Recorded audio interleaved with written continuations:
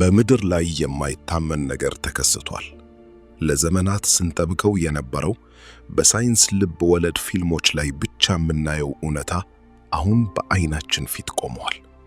ይህ ምስል በካሜራ የተቀረጸው ድንገት አይደለም። ይህ ዩኤፍኦ ወይም በራሪ ሳህን ብቻ አይደለም። ከጀርባው ያለውን አስደንጋጭ ሚስጥር ስታውቁ ትገረማላችሁ። በቪዲዮ አጋማሽ ላይ መንግስታት ደብቀውት የቆዩትን እጅግ አስፈሪ የድምፅ የተቀዳ ፋይል እና በጫካው ውስጥ የታየውን እንግዳ ፍጡር በግልጽ እናሳያችኋለን። እስከ መጨረሻው አብራችሁን ቆዩ። ምክንያቱም በቪዲዮ ማብቂያ ላይ የምናሳያችሁ ማስረጃ ስለ ዓለማችሁን ያላችሁን አመለካከት ይለውጠዋል። ለቻናሉ አዲስ ከሆኑ ደግሞ ሳብስክራይብ በማድረግ ቪዲዮ ይጀምሩት። አብራችሁን ቆዩ። ዓለማችን እጅግ ጥልቅ በሆኑ ሚስጥሮች የተሞላች ናት። እኛ ግን የምናውቀው በላዩ ላይ የሚታየውን ጥቂት እውነት ብቻ ነው። ለዘመናት በጨለማ ተውጠው የቆየው የሰው ልጅ የማሰብ አቅም የሚገዳደሩ ክስተቶች አሁን በድንገት አቧራቸው እየረገፈ ወደ ብርሃን የመጡ ይገኛሉ። ታሪክ የሚቀየርበት፣ የሰው ልጅ በጽንፈ ዓለም ውስጥ ያለው ቦታ ዳግም የሚመረመርበትና ያልታወቁ ኃይሎች በሰማያችን ላይ የሚታዩበት አዲስ ዘመን ላይ እንገኛለን። ይህ ታሪክ ስለ ቴክኖሎጂ ወይም ስለ ፖለቲካ ብቻ ሳይሆን ስለ ህልውናችን ሚስጥርና ስለ ተደበቁ እውነቶች የሚተርክ አስደናቂ ጉዞ ነው። መንግስታት ለምን ዝምታን መረጡ? እነዚህ ከሰው ልጅ አቅም በላይ የሆኑ ኃይሎችስ ከየት መጡ? የሚለውን ጥያቄ ለመመለስ ወደ ጥልቁ ሚስጥር እንግባ። አሁን ግን ግልጽነት የማይቀርበት ደረጃ ላይ መድረሱን የሚያሳዩ ምልክቶች በግልጽ እየታዩ ነው። በመጨረሻም የሰው ልጅ ታሪክ አዲስ ምዕራፍ ላይ መድረሱንና ወደፊት መጓዝ እንዳለበት ያተታል። የጥንት ስልጣኔዎች ስለ ሰማይ ፍጥረታት የነበራቸው ግንዛቤ ዛሬ ለምናየው ግኝት እንደመነሻ ተደርጎ ሊወሰድ የሚችል ታላቅ ሐቅ ነው። በጥንታዊ ግብጽና በሜሶፖጣሚያ የድንጋይ ላይ ስዕሎች ላይ የሚታዩት እንግዳ ምስሎች የሰው ልጅ ከጥንት ጀምሮ ከሰማይ አካላት ጋር ግንኙነት እንደነበረው ይጠቁማሉ። ይሁን እንጂ ዘመናዊው የዩኤፍኦ ታሪክ በይፋ የታወቀው ከ1947 በሮዝዌል ከተማ በደረሰው አደጋ እንደሆነ ብዙ የታሪክ ተመራማሪዎች ይስማማሉ። ከዚያን ጊዜ ጀምሮ በሰማያችን ላይ የሚታዩት ያልታወቁ በራሪ ነገሮች የሳይንስና የደህንነት ተቋማትን አእምሮ ሲያጨናንቁ ቆይተዋል። ስልጣኔያችን አሁን ከደረሰበት የቴክኖሎጂ ደረጃ አንጻር እነዚህን ክስተቶች በሳይንሳዊ መነጽር መመርመር የሚቻልበት ደረጃ ላይ ደርሷል። ይህ የስልጣኔ ታሪክ የሰው ልጅ የእውቀት አድማስ የሚያሰፋና ወደማናውቀው ዓለም በታላቅ ጉጉት እንድንመለከት የሚያስገድድ ነው። ጽንፈ ዓለም እኛ ከምናስበው በላይ ሰፊና ሚስጥራዊ መሆኑን በድጋሚ ተገንዝበናል። ዕውቀታችን ውስን መሆኑንና ገና ብዙ የምንማረው ነገር እንዳለ እንረዳለን።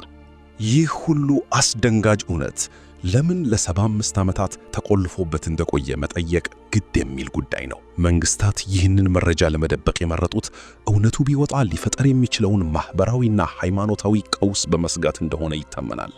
የሰው ልጅ ብቻውን አይደለም የሚለው እውነት በአንድ ጀንበር ቢነገር በዓለም ዙሪያ ያለው የኢኮኖሚና የፖለቲካ መዋቅር ሊናጋ ይችላል።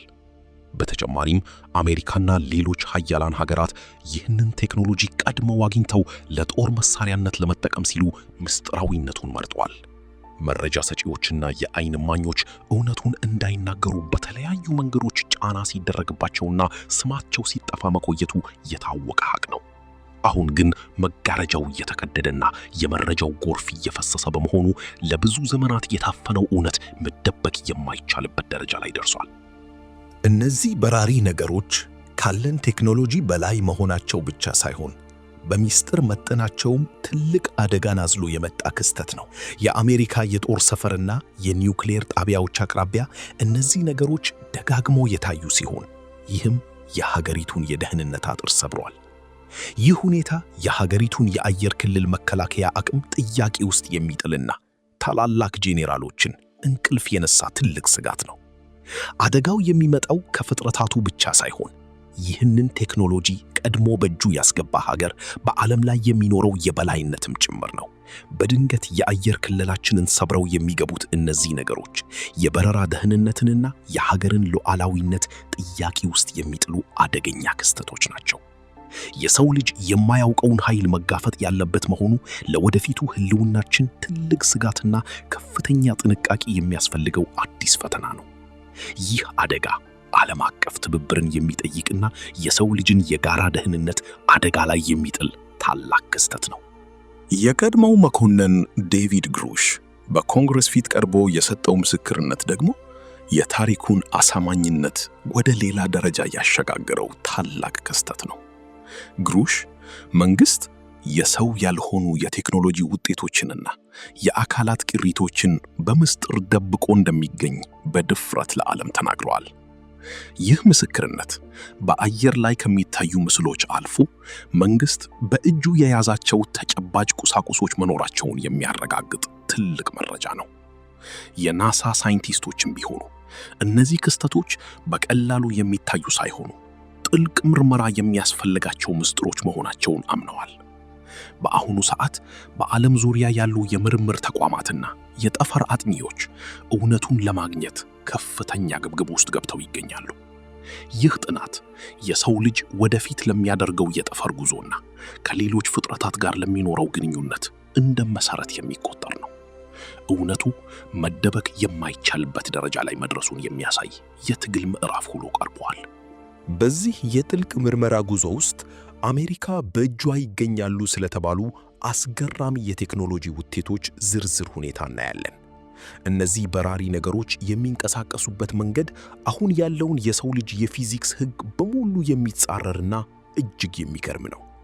ያለምንም ክንፍ፣ ሞተር ወይም የሚታይ የኃይል ምንጭ በከፍተኛ ፍጥነት በሰማይ ላይ ሲምዘገዘጉ በራዳር ጭምር ተመዝግበዋል። የሰው ልጅ ሊቋቋመው የማይችለውን የሰበት ኃይል ሰብረው ሲበሩ የታዩት እነዚህ ነገሮች የጠፈር ሳይንስን ዳግም እንድንመረምር ያደርጉናል። ከአየር ወደ ባህር፣ ከባህር ወደ አየር ያለምንም ፍጥነት መቀነስ መግባታቸው ደግሞ ቴክኖሎጂው ከኛ አቅም በላይ መሆኑን ያረጋግጣል። ሳይንቲስቶች እነዚህን ነገሮች ዳግም ሰርቶ ሪቨርስ ኢንጂነሪንግ ለመጠቀም ሲሞክሩ መቆየታቸው የታሪኩ ትልቁ ሚስጥራዊ አካል ነው። ይህ ግኝት በኃይል አጠቃቀምና በትራንስፖርት ዘርፍ ወደፊት ትልቅ አብዮት ሊፈጥር እንደሚችል በሰፊው ይታመናል። ይህ ምዕራፍ የሰው ልጅ ከደረሰበት ዕውቀት በላይ ያለን ታላቅ ኃይል የሚያሳይ በሚስጥር የተሞላ መረጃው ይፋ ከሆነ በኋላ በዓለም ዙሪያ ባሉ ሰዎች ዘንድ የፈጠረውን ከፍተኛ ጉጉትና ድንጋጤ በዚህ ክፍል ውስጥ እንመለከታለን። ማህበራዊ ሚዲያዎችና የዜና አውታሮች በዚህ አስደንጋጭ ዜና ለረጅም ጊዜ ተጥለቅልቀው የነበረ ሲሆን የህዝቡም ግፊት ጨምሯል። ሰዎች ብቻችንን አይደለንም የሚለውን ጥንታዊ ጥያቄ ዳግም በከፍተኛ ሁኔታ ማንሳት የጀመሩበትና መልስ የሚፈልጉበት ወቅት ነው። ይህ መረጃ በሳይንስ አፍቃሪዎች ዘንድ ትልቅ ደስታን ቢፈጥርም በአንዳንዶች ዘንድ ግን ያልታወቀውን የመፍራት ስጋት አንግሷል። የተለያዩ የዓለም ሀገራትም አሜሪካ የምታወጣውን መረጃ በንቃት እየተከታተሉ የራሳቸውን ዝግጅት ለማድረግ ጥረት እያደረጉ ይገኛሉ። ሰዎች ስለ ህልውናቸውና ስለ ዓለም አመጣጥ ያላቸው እይታ እንዲቀየር ይህ መረጃ ትልቅ ምክንያት ሆኖ ይገኛል። ታዋቂ ግለሰቦችና ሳይንቲስቶች በመረጃው ላይ ያላቸውን አስተያየት በየጊዜው እየሰጡ ለህዝቡ ግንዛቤ ለመስጠት እየሞከሩ ነው። መረጃው በሰው ልጅ ስነ ልቦና ላይ የፈጠረውን ትልቅ ለውጥና ያመጣውን አዲስ ንቃት የሚያሳይ ነው። በሳይንሳዊው ማህበረሰብ ውስጥ የተፈጠረውን ከፍተኛ ክርክርና ያለውን የጥርጣሬ ድባብ በጥልቀት እናያለን። አንዳንድ ሳይንቲስቶች መረጃው ተጨባጭ ማስረጃ የለውም በሚል አሁንም ድረስ ጥርጣሬያቸውን በግልጽ እየገለጹ ይገኛሉ። ሌሎች ደግሞ እነዚህን ክስተቶች ለማጥናት ዘመናዊ ሳይንሳዊ ዘዴዎችን መጠቀም ግዴታ መሆኑን በጽኑ እያሳሰቡ ይገኛሉ። የቀረቡት ቪዲዮዎችና ፎቶዎች በዲጂታል መንገድ የተፈጠሩ ሊሆኑ ይችላሉ የሚሉ ወገኖችም ክርክሩን አሙቀውታል። በአንጻሩ የተከበሩ የሃርቫርድ ሳይንቲስቶች እነዚህ ነገሮች የጠፈር መንኮራኩር ሊሆኑ እንደሚችሉ በሳይንሳዊ መላምት ገልጸዋል። ሳይንሱ እውነቱን ለማረጋገጥ ተጨባጭና ሊደገም የሚችል ማስረጃ ሃርድ ኤቪደንስ እንደሚፈልግ ደጋግሞ እያሳሰበ ነው። መንግስት የላቦራቶሪ ውጤቶችንና የቁስ ቅሪቶችን ለገለልተኛ ተመራማሪዎች እንዲያሳይ ከፍተኛ ጫና እየቀረበበት ነው። ይህ ክርክር በሳይንስና በግምት ስፔኩሌሽን መካከል ያለውን መስመር የሚያሳይና እውነቱን ለመፈለግ የሚደረግ ትግል ነው። እነዚህ ያልታወቁ ነገሮች ለአሜሪካና ለመላው ዓለም ደህንነት ያላቸውን ከፍተኛ ስጋት ገልጸዋል። የአሜሪካ የጦር ሰፈርና የኒውክሌር ጣቢያዎች አቅራቢያ እነዚህ ነገሮች ደጋግሞ መታየታቸው የደህንነት ባለሙያዎችን አስቆጥቷል። ይህ ሁኔታ የሀገሪቱን የአየር ክልል መከላከያ አቅም ጥያቄ ውስጥ የሚጥልና አዳዲስ የመከላከያ ዘዴዎችን የሚጠይቅ ስጋት ነው። ጠላት ሀገራት ይህንን ቴክኖሎጂ ቀድሞ አግኝተውት ይሆን የሚለው ጥያቄ በሀያላን ሀገራት መካከል ከፍተኛ ፍርሃት ፈጥሯል። የአሜሪካ የደህንነት ተቋማት እነዚህን ነገሮች እንደ የማይታወቁ አደጋዎች ፈርጀው ጥብቅ ክትትል እያደረጉባቸው ይገኛል። በአየር ላይ በሚደረጉ የበረራ እንቅስቃሴዎች ላይ አደጋ ሊፈጥሩ እንደሚችሉና ይህም የበረራ ደህንነትን እንደሚጎዳ ተገልጿል። መንግስት ለዚህ ስጋት ምላሽ ለመስጠት የመከላከያ በጀቱንና ስትራቴጂውን በከፍተኛ ደረጃ እያስተካከለ ይገኛል። የዩፎ ጉዳይ ከግርማት ባለፈ ለሰው ልጅ ህልውናና ለሀገር ደህንነት ያለውን ትልቅ ትርጉም የሚያሳይ ነው። ወደፊት በዩኤፍኦ ምርመራ ረገድ ምን አይነት እርምጃዎች ሊወሰዱ እንደሚችሉና ምን አይነት ዝግጅቶች እንዳሉ በይፋ ባይታወቁም የአሜሪካ ኮንግረስ ተጨማሪ ምስክሮችንና መረጃዎችን ለመስማት አዳዲስና ግልጽ የሆኑ ህጎችን በየጊዜው እያወጣ ይገኛል። መረጃ ሰጪዎችን፣ ዊስል ብሎወሮችን ከቅጣት የሚጠብቁ የህግ ማዕቀፎች መውጣታቸው ብዙዎች እውነቱን እንዲናገሩ በር ከፍቷል። ናሳና ፔንታጎን በጋራ በመሆን የጠፈርና የከባቢ አየር ፍተሻቸውን ለማሳደግ ዘመናዊ መሳሪያዎችን እያዘጋጁ ነው። የግል የጠፈር ምርመር ተቋማትም በዚህ ዓለም አቀፍ ምርመራ ላይ እንዲሳተፉና የራሳቸውን አስተዋጽኦ እንዲያደርጉ ተጠይቀዋል። ለወደፊቱ የሚደረጉ ምርመራዎች ይበልጥ ግልጽና ለህዝብ ተደራሽ እንዲሆኑ የሚደረገው ጥረት ከፍተኛ ተስፋ ተጥሎበታል። አዳዲስ ቴክኖሎጂዎችና አርቲፊሻል ኢንተለጀንስ መረጃዎችን በዝርዝር ለመተንተን አሁን ስራ ላይ መዋል ጀምረዋል። ይህም ወደፊት የሚመጡትን አስደሳችና አስፈሪ ሊሆኑ የሚችሉ ግኝቶችን በጥንቃቄ መከታተል አስፈላጊ ነው። ይህ መረጃ የሰው ልጅ ስለ ራሱና ስለ ሰፊው ጽንፈ ዓለም ያለውን አስተሳሰብ እንዴት እንደቀየረው ቢታወቅም አሁንም አብዛኛው የዓለም ህዝብ ትኩረት አልሰጠውም። ብዙዎች ደግሞ እኛ ብቻ አይደለንም የሚለው እውነት በሰብአዊነት ላይ ትልቅ የሞራል እና የፍልስፍና ተጽዕኖ እያሳደረ ይገኛል። ሃይማኖቶችና ባህሎች ይህንን አዲስ እውነት እንዴት ሊቀበሉት እንደሚችሉና ምን አይነት ለውጥ እንደሚያመጣ ክርክር ተጀምሯል።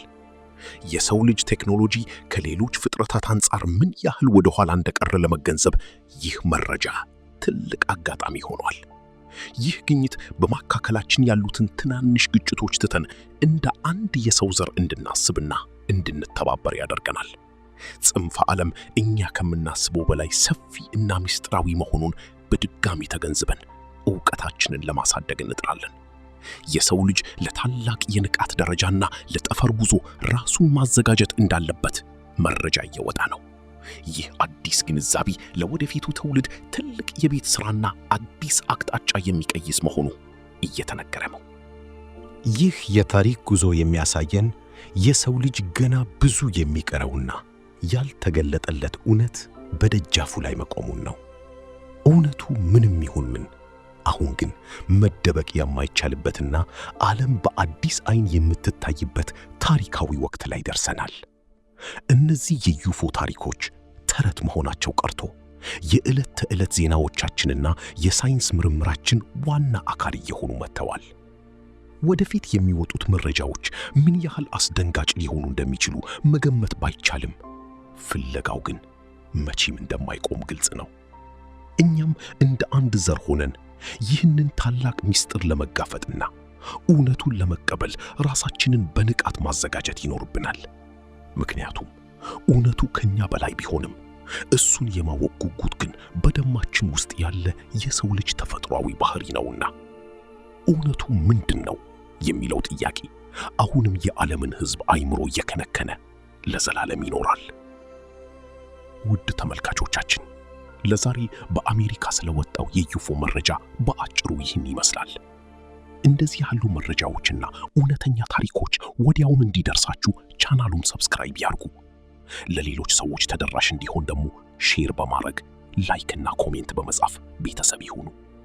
በቀጣይ በሌላ ታሪክ እስከምንገናኝ ደህና ሁኑ።